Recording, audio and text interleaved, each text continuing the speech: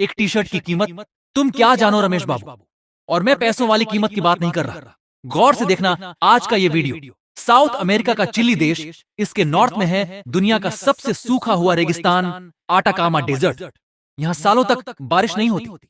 एक बार तो यहां 400 साल तक बारिश नहीं हुई थी। इस रेगिस्तान के कुछ हिस्से तो इतने सूखे हुए हैं कि ऐसा लगता है कि मानो ये धरती पर नहीं बल्कि किसी और प्लेनेट पर हो। नासा खुद अपने मार्स रोवर की यही टेस्टिंग करता है। लेकिन अगर आप इस रेगिस्तान को सैटेलाइट इमेजेस से देखोगे तो आपको कुछ अजीब दिखाई देगा। रेत के बीच में कपड़ों के पहाड़ नजर आएंगे। हजारों टन कपड़े ऐसे ही रेगिस्तान में पड़े हुए हैं। एक बिल्कुल सुनसान सा ऑलमोस्ट लाइफलेस डिजर्ट, और यहां करोड़ों कपड़े करके आ रहे हैं। इसका जवाब है दोस्तों, फास्ट फैशन। एक ऐसी इंडस्ट्री जो बनाती है सस्ते, मास प्रोड्यूस्ड, चालू क्वालिटी के कपड़े। एक ऐसी इंडस्ट्री जो ब्रेन वॉश कर रही है जनता का हर महीने नए कपड़े खरीदने पर, जिसकी वजह से हमारी धरती खत्म होती जा रही है, सिर्फ इसलिए ताकि कुछ अरबपति लोग और प्रॉफिट कमा सके। ये कहानी शुरू होती है स्पेन के एक छोटे से शहर आकोरोनिया में।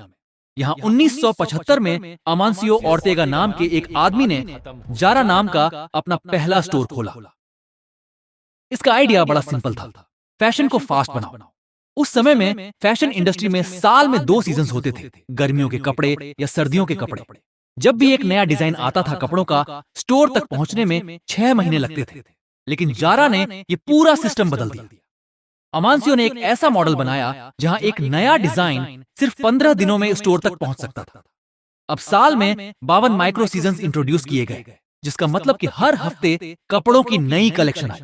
कस्टमर्स जब भी स्टोर में आए उन्हें कुछ ना कुछ नया मिले, जिससे कि एक अर्जेंसी बनती थी कि अगर अभी नहीं खरीदा तो अगले हफ्ते तक कपड़ों का ये डिजाइन गायब हो जाएगा। जाहिर सी बात है, ऐसा करने से सेल्स बढ़ी, लोग और कपड़े खरीदने लगे, और इस मॉडल के चलते जा रहा दुनिया का सबसे बड़ा फैशन ब्रांड बन गया। बाद में ऐसी कई कपड़ों की कंपनीज आई, H&M, प्राइमार्क, फॉरएवर 21, सब ने इस मॉडल को कॉपी किया और इसे नाम दिया गया फास्ट फैशन। कॉन्सेप्ट बड़ा सिंपल था, करंट ट्रेंड्स के हिसाब से जल्दी बल्क में सस्ते कपड़े बनाना। लेकिन ये तो बस शुरुआत थी। असली गेम चेंजर बनी चाइना की शिन कंपनी। शिन एक सॉफ्टवेयर का इस्तेमाल करती है जो रोजाना लाखों इमेजेस, वीडियोस और सर्चेस के आधार पर ऑलमोस्ट रियल टाइम में बताता है कि कौन सा डिजाइन हिट या फ्लॉप होगा, और उसी के हिसाब से ऑर्डर्स दिए जाते हैं। टेक्नोलॉजी के इस इस्तेमाल से शीन ने फास्ट फैशन को अल्ट्रा फास्ट फैशन बना दिया। इस कंपनी में कपड़ों को डिजाइन से लेकर रेडी टू सेल तक पहुंचने में सिर्फ 3 दिन का समय लगता है, और हर दिन यहाँ 2000 से लेकर 10,000 नए स्टाइलस ऐड किए जाते हैं। जितने कपड़ों के नए डिजाइन जारा एक साल में लॉन्च करता है, शैन उतने एक हफ्ते में कर देता है। इसका नतीजा ये कि आज ग्लोबली हर साल 100 अरब से लेकर 150 अरब कपड़े बनते हैं।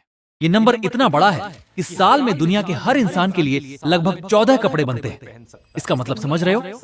मैंने पिछले 10 सालों में 14 टी शर्ट्स नहीं पहनी होगी, लेकिन दुनिया में सप्लाई इतनी ज्यादा है कपड़ों की कि हर एक इंसान दुनिया का साल में 14 नए कपड़े पहन सकता है। आज टोटल दुनिया में इतने कपड़े हैं कि अगली 6 पीढ़ियों तक के लिए ये काफी है।